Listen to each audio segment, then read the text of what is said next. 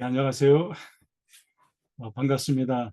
그리고 이 셀프 스터디 성격 공부에 많은 분들이 참여해 줘서 정말 감사합니다. 특별히 음, 제가 바라는 것은 이 시간을 통해서 모두에 큰 유익이 되는 시간이 되기를 바랍니다. 잠시 기도합니다. 하나님, 우리가 함께 말씀을 위해 이 시간을 갖게 되었습니다. 이 말씀의 깊이를 깨닫게 하시고 이 말씀 속에 들려주시는 하나님의 음성을 함께 듣는 의미 있는 시간이 되게 해 주옵소서. 예수님 이름으로 기도합니다. 아멘. 예, 오늘 시간은 히브리서 본문 읽기 전한 시간에 이어서 이어지도록 하겠습니다. 오늘 말씀은 히브리서 7장부터 9장까지의 내용을 살펴봅니다. 그리고 오늘 말씀은 종말론적 대제사장이신 예수 그리스도에 대해서 함께 알아보는 그런 시간을 갖도록 하겠습니다.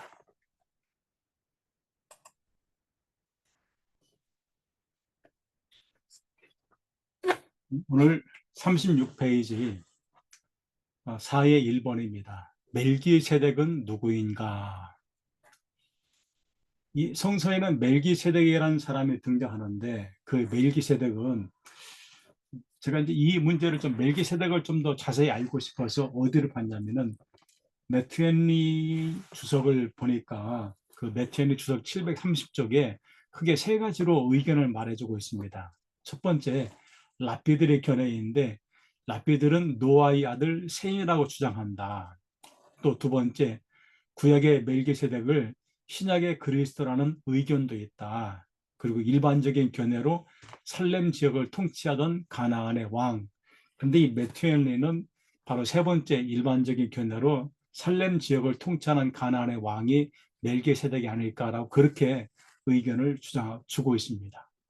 자, 그러면은 이 히브리 기자가 들려주는 멜기세덱은 누구일까? 맨 첫 번째는 살렘 왕, 즉 평강의 왕입니다. 우리 샬롬 하자시게 샬롬. 그 샬롬이 평강이지 않습니까? 여기서 나온 말이 되겠지요.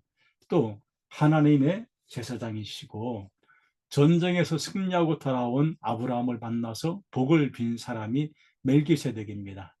이때 아브라함이 자신의 전리품의 11조를 나눈 사람이 멜기세덱이고, 그리고 히브리 기자는 멜기세덱을 의의 왕이라고 그렇게 표현하고, 우리가 좀 주의 깊게 볼 필요가 있는 것은 아버지도 없고 어머니도 없고 족보도 없는 분이다. 이 말은 시작한 날도 없고 생명의 끝도 없는 분이다. 그러니까 어디에서 와서 어디로 가셨는지를 알 수가 없는 분이 멜기세덱이고, 그리고 하나님의 아들과 닮아서 항상 제사장으로 있는 분이다. 이렇게 히브리 기자는 말합니다. 이제 이렇게 얘기하는 이유는 뭐냐면은 바로 구약에 멜기세덱이 있다면은 멜기세덱의 반차, 즉 멜기세덱의 서열을 따라서 오신 분이 예수 그리스도다. 이것을 좀 강조하기 위한 서언으로 이렇게 멜기세덱을 설명하고 있습니다.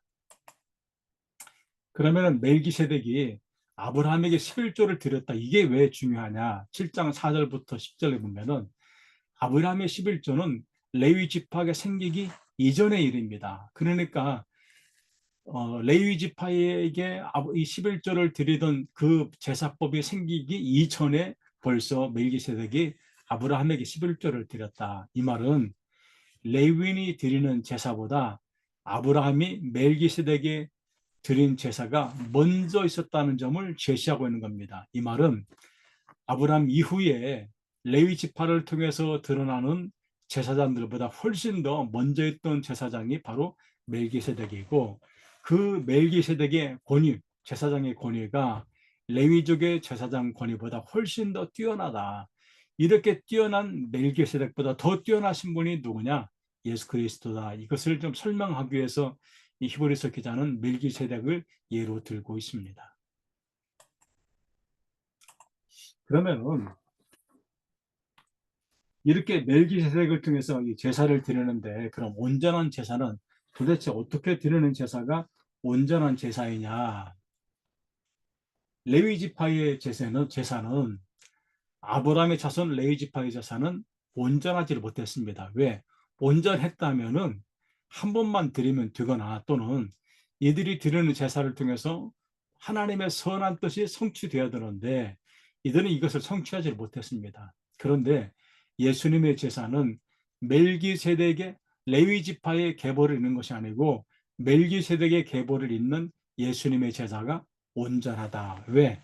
이 제사는 반복할 필요가 없기 때문에 그렇습니다. 그러니까 구약의 레위 전통으로 이어지는 이 제사는 율법에 의해서 드려지는 제사이지만은 온전하지 못하다. 즉 완전하게 이루어지지 않은 제사이다. 왜?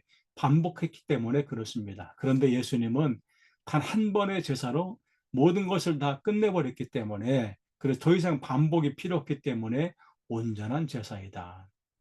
예수 그리스도는 아브라함이 멜기세덱에 11조를 드렸는데 예수님은 그 멜기세덱보다 훨씬 더 높으신 분이다. 이거를 지금 히브리 기자는 강조하고 있습니다.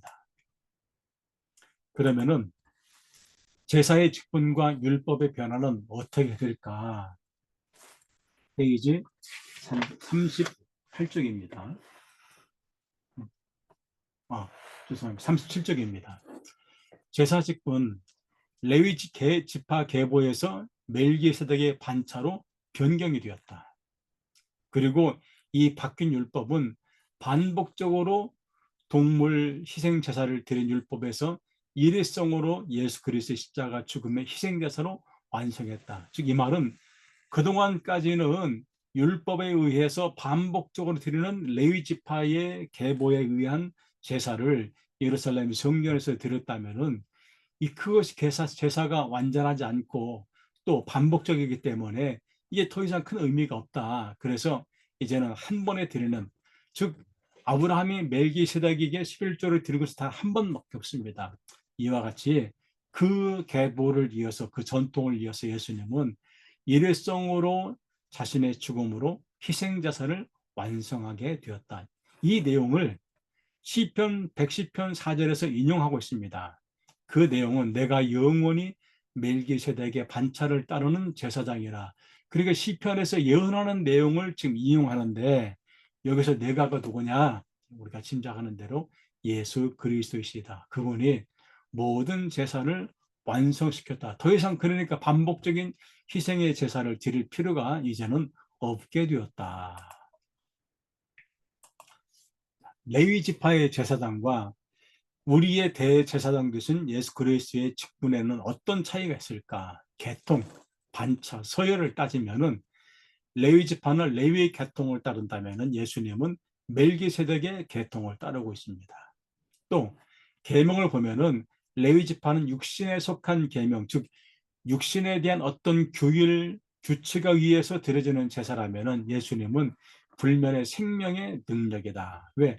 한 번에 완성됐기 때문에 그렇습니다. 여기 생명의 능력, 희생 제사를 통해서 드려졌기 때문에 이렇게 말하는 것이지요. 따르는 계명의 존속 여부를 보면은 레위 지파의 제사장의 제사는 폐하게 멈추게 돼. 왜? 반복적으로 더 이상 할 필요가 없다는 겁니다. 그런데 예수님의 이 계명은 영원히 존재하는 계명을 따르고 있는 것이다. 레위 지파의 제사장의 계명의 능력은 연약하고 무익하다. 왜? 그들도 연약하고 무익하기 때문에 그렇습니다. 그런데 예수님의 계명의 능력은 더 좋은 소망이 생기게 된다. 우리가 예수님을 붙들고 살게 되면은 우리의 소망에 분명히 있게 된다. 제사장의 직위 여부를 보면은 레위 지파는 맹세함으로 제사장이 될 수 있는데 예수님은 맹세 없이, 왜? 그분 자신이 제사장이 되었기 때문에, 누구의 전통을? 멜기세덱의 전통을 따르는 제사장이 되었기 때문에 그렇습니다. 수요, 레위 지파의 제사장은 엄청 많습니다. 기록에 의하면은 예수님 당시에 예루살렘 성전에는 약 2,000명의 제사장이 있다고 하기도 하고 그보다 더 많이 있다는 얘기도 있습니다. 그런데 예수 그리스도는 오직 한 분, 제가 오타가 있습니다. 한 분으로 고쳐야 됩니다. 한 분입니다. 레위 지파 제사장의 직분은 죽음으로 항상 잊지 못합니다. 그러니까 심지어 대제사장도 그가 죽으면은 대제사장직은 끝을 나고 다시 새로운 대제사장을 선출해야 됩니다. 그런데 예수님의 이 대제사장 직분은 영원하다. 레위 지파의 제사장의 구원은 불가합니다. 왜? 자신도 구원하지 못하는데요. 그런데 예수님은 자신도 구원할 수 있는 그런 분이시다. 충분한 분이다. 이렇게 비교할 수가 있습니다. 이 비교를 히브리 기자가 우리에게 보여주고 있습니다. 자, 그러면은 예수 그리스도를 제사장이라고 호칭하는 이유가 무엇일까요? 아니, 왜 예수님을 제사장이라고 호칭할까요? 첫 번째, 제사의 목적인데 예수 그리스도를 제사장으로 호칭하는 이유는 제사의 목적 그 자체이기 때문에 그렇습니다. 그리고 제사와 제사장 존재 이유는 사람의 죄를 사하고 하나님과 연합, 화해되게 하기 위해서. 왜냐하면 죄는 하나님과 인간 사이를 단절시킵니다. 그런데 그 하나님과 인간 사이에 단절된 것을 제거하려면은 죄 사함은 됩니다. 그 죄 사함, 즉 그 죄 사함을 통해서 하나님과 연합하고 하나 되기 위해서 이런 제사와 제사장이 필요하다. 예수 그리스도는 하나님과 인간의 연합을 위한 속죄를 이루셨기 때문에 모든 제사와 모든 제사장의 본질이 되셨다. 이 제사장이란 단어를 쓰는 중요한 의미가 한마디로 말한다면 당신을 희생했기 때문에 그렇습니다. 왜? 구약 전통의 제사에는 반드시 뭐가 필요하냐면은 희생 제물이 필요한데 예수님은 본인이 제사장이면서 본인이 희생 제물이 되었습니다. 과거에는 다른 동물을 희생시켜야 죄사함을 받는데 이제는 당신을 희생시키심으로써 당신 스스로가 완전한 구원을 이루신 제사장이 됐습니다.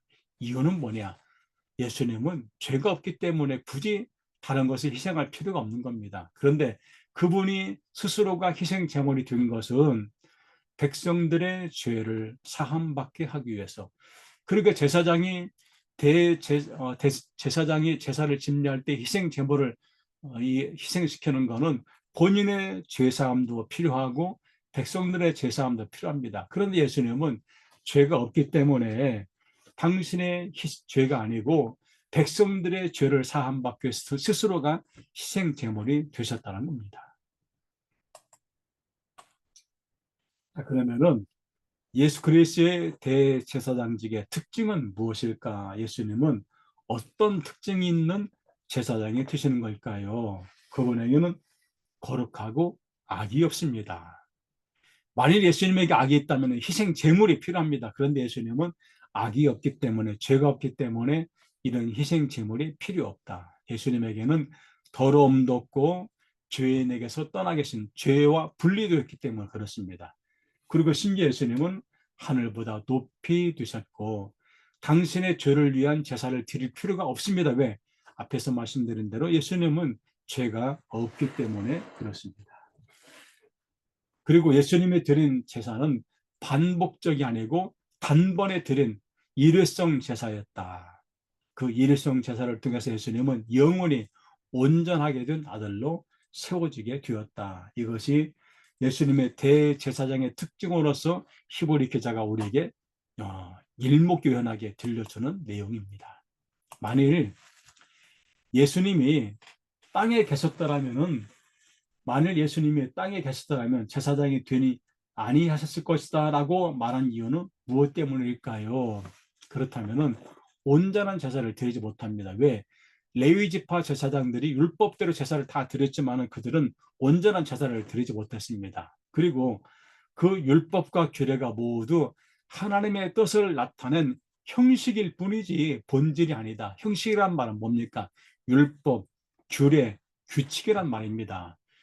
그런데 그 규례와 규칙이 온전한 본질이 아니기 때문에 그들로 제대로 지키지 못한 것입니다. 그런데 만일 예수님이 땅에서만 제사를 집례한다면, 즉 레위 지파의 제사장의 계보를 이어서 땅에서만 제사를 집례한다면은 온전하지 못하다. 왜?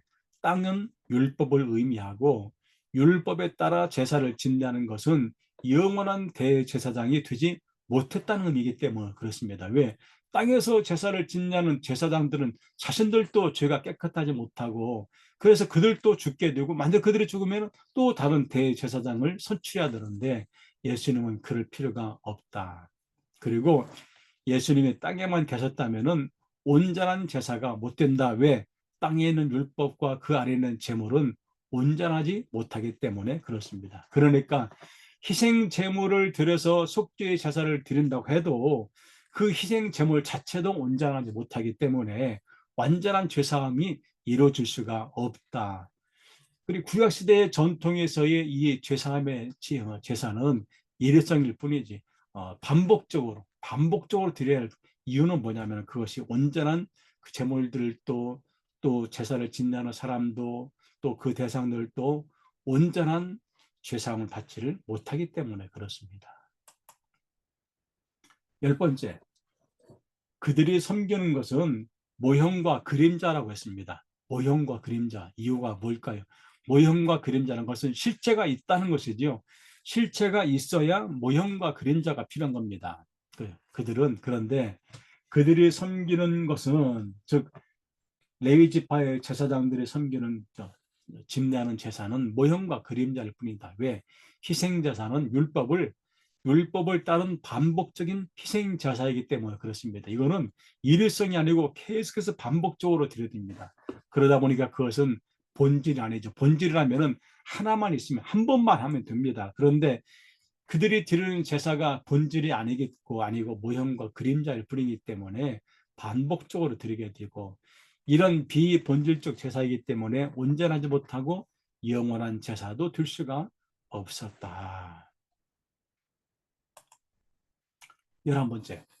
그러면은 히브리서 8장 7절에서 말하는 첫 언약과 둘째 언약은 무엇이고 그 첫 언약이 무흠하였더라면은 둘째 언약을 요구할 일이 없었다는 말은 무슨 의미인가요? 여기서 첫 언약은 모세를 통해 주신 율법을 말하고 있습니다. 그러니까 모세를 통해서 너희가 이런 법을 행하면 라는 조건을 달았습니다. 이것은 약속인 거지요. 그런데 그들이 지키지를 못했습니다. 둘째 언약은 예수 그리스도가 행하신 마지막 제사. 이 첫 언약과 둘째 언약은 이런 차이가 있습니다. 모세를 통해 주신 언약이 온전하게 이행되었다면 예수 그리스도를 통한 두 번째 언약은 굳이 필요하지 않았을 것입니다. 이 말은 첫 언약이 온전하게 이행되지를 못했다는 전제가 있었다는 겁니다. 페이지 40쪽입니다.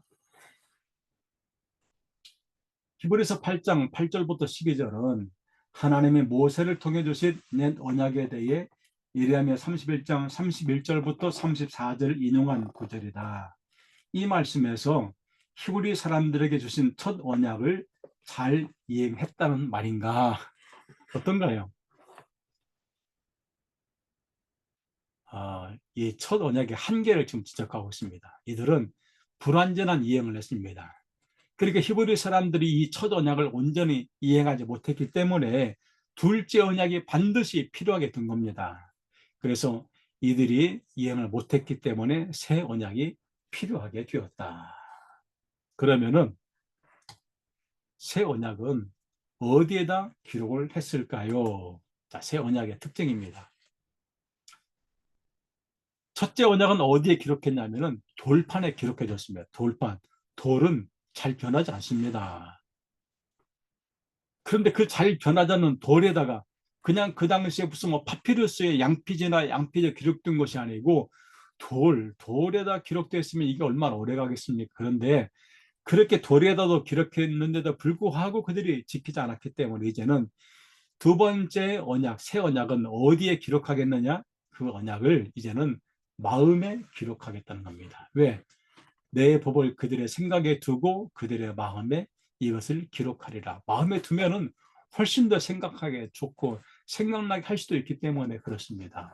그리고 8장 12절에서 내가 그들의 불의를 긍휼히 여기고 그들의 죄를 다시 기억하지 아니하리라. 무엇 때문에? 두 번째 언약이 주어진 겁니다. 두 번째 언약, 예수 그리스도를 통해서 믿는 우리의 믿음이 우리를 죄에서 자유케 하는 진정한 긍휼 역사를 만들 수가 있다. 자, 그러면은 새 언약과 첫 언약은 어떤 관계가 있을까요? 어떤 관계가 있을까요? 새 언약이 첫 언약을 대체했습니다. 왜? 왜 대체했을까요? 지켜지 않았기 때문에, 온전하지 못했기 때문에, 첫 언약은 모형이고 그림자일 뿐이기 때문에 이제는 온전한 있고 언약의 원본이 나타난 것이죠. 그래서 옛 언약은 어떻게 된다? 없어지게 되었다. 없어지게 되었다.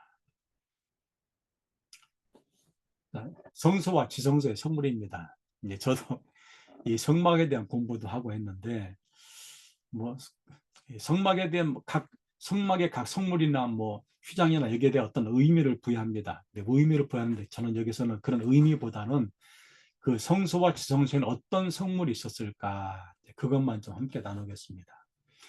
이게 제가 그림에도 이렇게 올려놨는데요. 성소에는 첫 장막과 등잔대와 상과 진설병이 있었습니다. 그러니까 성막 안에 이렇게 성막에는 장막이 있고 등잔대가 있고 상이 있고 그리고 이게 약간 다른 것 같아요. 구약의 성막을 보면은 금향단은 성소 안에 있습니다. 지성소가 아니고. 그런데 여기 히브리서에는 이거를 지성소에 있다고 그렇게 표현을 해놨더라고요. 어쨌든 지성소에 둘째 장막이 있고 여기는 금향로가 여기 있다고 원래는 여기 있는데 여기 히브리서에는 이 안에 있다고 그렇게 기록해 놨습니다. 그리고 언약궤와 그 속죄소를 덮는 그룹들 이게 언약궤이죠. 언약궤 덮는 그룹들 이렇게 되어 있습니다. 그 언약궤의 내용물을 보면은 언약궤 안에 이 모세 언약궤 안에 뭐가 들었을까요? 만나를 담은 금항아리, 아론의 쌍난 지팡이, 그리고 언약의 돌판, 십계명을 새긴 돌판이죠. 이 십계명을 새긴 돌판이 어디 있었느냐? 지성소 안에 있었다는 겁니다. 지성소 안에는. 석주소를 이렇게 이제 조금 더 알기 쉽게 이제 그려놓은 그림인데 이렇게 생기지 않았습니다. 석주소의 재료는 정금, 금으로 순금으로 만들어졌습니다. 장식의 양쪽 끝에 그룹 천사들이 날개를 펴고 있습니다. 이제 이거는 하나님의 임재를 상징하는 성소이고 이것은 은혜의 보좌로도 그렇게 불렸습니다.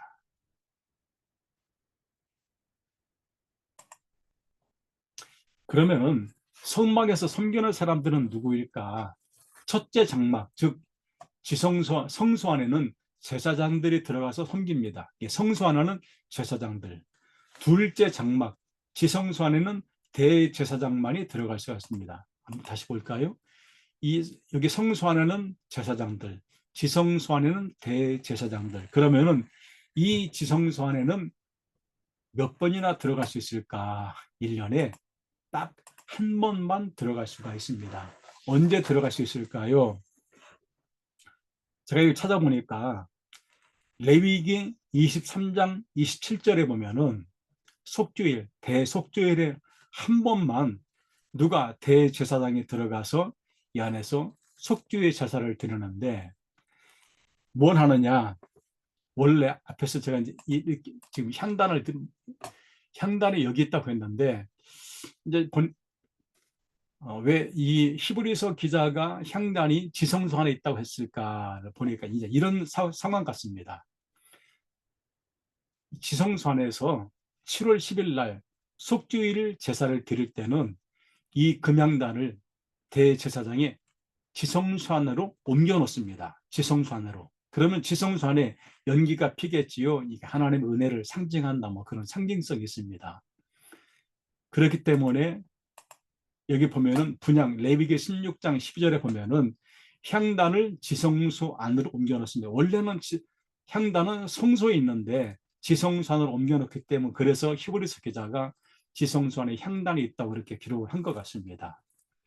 그리고 16장 14절 보면은 먼저 대제사장의 죄 사함을 받는 집례를 합니다. 그리고 나서 백성들의 죄 사함 받는 집례를 하는 내용이 16장 14절과 16장 15절에 등장합니다. 그러니까 이날만 대제사장이 속죄일 날에 지성소 안에 들어가서 속죄의 제사를 드릴 수가 있는 날입니다. 그러니까 얼마나 중요한 날이고 거룩한 날이겠습니까? 이 날이.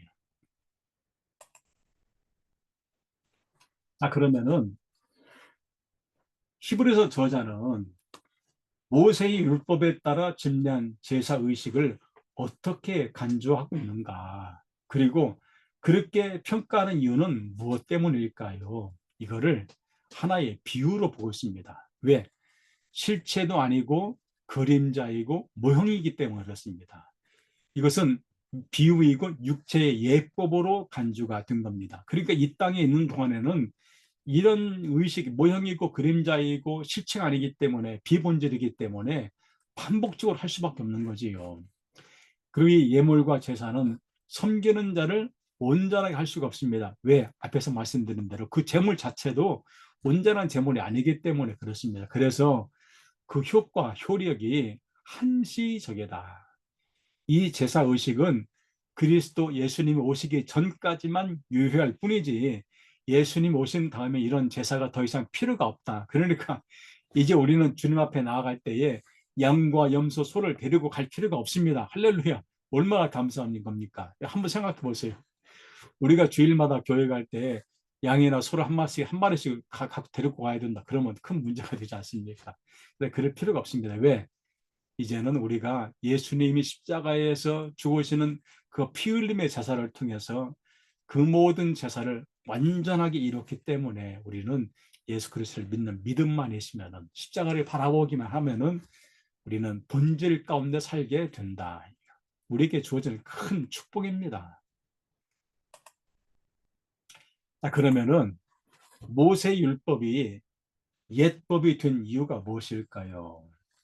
하나님의 주신 법이 불완전할 수가 없습니다. 생각해 하나님이 주신 법이 불완전합니까? 그런데 모세에게 주신 법도 불완전하지 않아야 하는데 모세 율법이 옛법이 된, 즉 폐하해진 이런 법이 된 이유가 무엇 때문일까요? 그것은 이 법을 받은 사람들이 계명의 본질을 외면했기 때문에 그렇습니다. 이들은 하나님의 의를 무시하고 형식만 지키면 됩니다. 사실은 구약 성전과 관련된 구약 이야기를 읽어보면 참 어처구니없는 일들이 많이 있습니다. 이들이 하나님의 성전에 가서 제사하고 하나님의 성전을 위해서 성전세도 바칩니다. 그런데 이들은 어떻게 생각하느냐? 우리는 아브라함의 자손들이기 때문에 이 성전에만 들어가면은 우리 모든 죄가 사함받고 우리의 구원이 유지가 된다. 하나님 우리를 지켜주신다는 확고한 믿음이 있습니다. 이게 얼마나 허무한 믿음입니까? 행실 자체는 영 딴판이고 하나님과 떠나는 생체를 하는데 하나님 앞에 예물을 바친다고 한들 하나님의 성전에 들어가 있다고 한들 그게 무슨 의미가 있냐 이 말입니다. 왜? 이들은 하나님의 본질은 무시하고 형식만 지키고 있기 때문에 그렇습니다. 그래서 예레미야가 뭘 주장합니까? 차라리 예루살렘이 회파되고 성전이 무너지고 우리가 바벨론의 포로로 잡혀가는 게 낫다라고 외치는 이유가 뭐냐면은 형식만 남아있고 본질이 없기 때문에 그렇습니다. 그래서 인간의 율법과 하나님의 언약이 사람의 계명으로 변절되어 버렸습니다. 계명이 600가지인들, 계명이 1000가지인들 무슨 의미가 있습니까? 본질이 없는데요. 그래서 이들은 하나님의 의를 외면해 버렸습니다. 그러니까 하나님의 의, 하나님의 진리를 외면해 버렸기 때문에 하나님 주신 진정한 법의 계명의 그 본질 자체도 다 외면해 버린 것이지요. 제사와 규례만 남았다고 하는 것은 제사를 지내기만 하면 하나님께 의롭게 여기신다고 생각하는 것이고 그런 제사로 하나님을 섬기는 본분을 다했다고 생각했기 때문에 즉 하나님께 와서 예물을 드리고 제사에만 참여하면은 내가 어떤 일을 하든 하나님은 우리를 용서해 주실 것이다 하는 이 생각. 내가 우상에 가서 제물을 드리든 바벨론을 섬기든 뭐 다른 나라를 섬기든 하나님 말고 다른 사람들을 섬기든 그게 무슨 상관이 있느냐. 내가 하나님께 예물을 드리고 제사에 참여하는데 나는 이들의 그릇된 생각이 그들을 스스로 멸망하게 만들고 하나님 주신 완전한 법을 그들은 이렇게 불완전하게 만들어 버렸다는 겁니다. 그렇다면은 42쪽입니다. 예수님 그리스도의 십자가의 죽음은 어떤 의의가 있다고 생각합니까? 예수님 십자가의 죽음은 어떤 의의가 있다고 생각합니까? 맨 처음에는 우리 양심의 정화, 구약 성서에 등장하는 히브리 사람들, 노아의 후손이라고 믿고 있는 사람들, 선인이라고 믿는 사람들, 그들이 왜 하나님 앞에 멸망받고 하나님께 버림받았느냐? 이들은 양심이 죽어있기 때문에 그렇습니다. 양심이 죽은 행실을, 그 행실을 깨끗하게 해서 하나님을 섬기게 하는 것, 이것이 바로 예수님의 십자가의 죽음입니다. 왜? 그동안 하나님께서 첫 번째 언약을 통해서 주신 그 언약을 그들이 믿지 않은 거는 그들이 양심에 화인 맞았기 때문에 그런 거지요. 그래서 예수님은 새 언약의 중보자이시다. 첫 번째 언약을 범한 죄에서 속량하기 위한 죽음을 예수님이 죽으신 겁니다. 왜 속량이라는 말의 의미는 과거 구약시대의 제사에서 백성들의 죄를 사하기 위해서는 누군가 죄사함 피 흘리는 누군가가 제삼 제물이 필요합니다. 그 제물을 통해서 속량을 받는다고 믿었는데 이들이 그렇게 하지 못했습니다. 그런데 예수님이 같은 규례, 법을 통해서 당신 스스로가 피를 흘리는 희생의 제사, 속량의 제사 같은 제물이 된 거지요. 그래서 우리를 구원해 주신 겁니다. 이렇게 부름받은 자에게는 영원한 기업, 약속을 받게 하셨다. 영원한 상속, 구원의 상속을 받게 하신 것입니다. 자, 그러면은 왜 피를 흘리게 했을까? 피는 왜 중요할까? 그것은 속죄를 위해서는 반드시 피 흘림이 필요하기 때문에 그렇습니다. 왜? 피 흘림이 있어야 죄 사함이 있기 때문에. 그래서 이 피는 하나님과의 언약을 확증하는 것이다. 구약시대의 피 흘림은 거짓 제사였습니다. 그런데 예수님의 피 흘림은 진정한 제사이고 그 피 흘림을 통해서 모든 죄를 용서받게 해 주셨다. 22번째, 예수 그리스도의 십자가 죽음을 단번에 드리는 속죄의 제사라고 하는 이유는 무엇 때문이라고 생각하는가? 그리고 그 죽음이 나에게 어떤 의미가 있습니까? 구약시대의 제사는 모세 율법에 따른 제사는 지속적이고 반복적이고, 왜? 이게 해결 안 되니까 계속 반복해야 되는 것입니다. 그런데 예수 그리스도의 단번의 제사는 십자가 죽음이 본질적인 제사이기 때문에 딱 한 번으로 충분하다. 이것이 예수 그리스도를 믿는 이들에게 미치는 효력은 십자가를 지고 따르는 삶을 사는 이들에게 단번에 드리는 제사가 되기 때문에 그렇습니다. 그러니까 우리가 예수님을 믿기만 하면은 이미 드려진 예수님의 희생의 제사를 통해서 우리가 죄사함을 받고 우리도 새로운 생명을 가진 구원받은 사람이 될 수가 있다. 이 히브리서 저자는 모세의 율법에 따라 만든 성소를 어떻게 평가하고 있습니까? 앞서서 그리스도의 죽음은 이렇게 죄사함과 새삼과 영생의 소망을 살게 합니다. 모세의 성소의 평가는 모세는 그림자이고 손으로 만든 것이고 임시적입니다. 그러니까 우리가 출애굽을 이쪽을 읽다 보면은 모세에게 하나님께서 성소를 어떻게 지어라, 성막을 어떻게 지어라 라고 말합니다. 이 그림자는 히브리서 저자는 모세의 성소를 그림자로 간주합니다. 건물이 있습니다. 제도가 있습니다. 그런데 그것이 온전하지 못한 제도이고 온전하지 못한 성소이다. 이것은 손으로 만든 것, 인간이 만든 것이기 때문에 한계가 있고, 그리고 이것은 임시적입니다. 영원한 것이 임시적인 표현이다. 결론적으로 그리스도의 죽음의 궁극적인 이유는 무엇일까요? 왜 예수님은 십자가의 죽음을 당해야 될까요? 크게 세 가지로 말하시. 첫 번째는 예수님은 죄를 담당한 희생 제물이 되었습니다. 누구의 죄? 모든 사람들의 죄를 담당한 희생 제물이 되었습니다. 그리고 이 십자가를 통해서 예수님은 구원을 완성해 주었습니다. 그래서 모든 믿는 자들의 구원을 완성하셨다. 이 완성을, 십자가의 죽음을 하나님과 인간의 화해, 우리는 하나님께 직접 나갈 수 없습니다. 왜? 우리는 죄가 있기 때문에. 그런데 인간과 하나님 사이의 관계를 무엇을 통해? 십자가를 통해서 회복시켜 주셨다. 그래서 우리는 이제는 그리스도와 하나님께 직접 나아갈 수 있는 이런 자격이 충분한 하나님의 사람들이 되었다는 겁니다. 오늘은 여기까지 하겠습니다. 혹여나 말씀을 나누며 궁금한 사항이 있으면 저한테 문자를 주시면 제가 아는 한 답변을 해드리도록 하겠습니다. 감사합니다. 다음 시간에 또 뵙도록 하겠습니다. 그리고 제가 이제 이게 강의한 내용들을 그 URL 주소로 보내드리는데 그렇게 하지 않고 구독과 알림을 누르시면은 제가 이게 유튜브 올리는 내용들을 바로바로 볼 수가 있습니다. 구독과 알림 눌러주시기를 바랍니다. 감사합니다.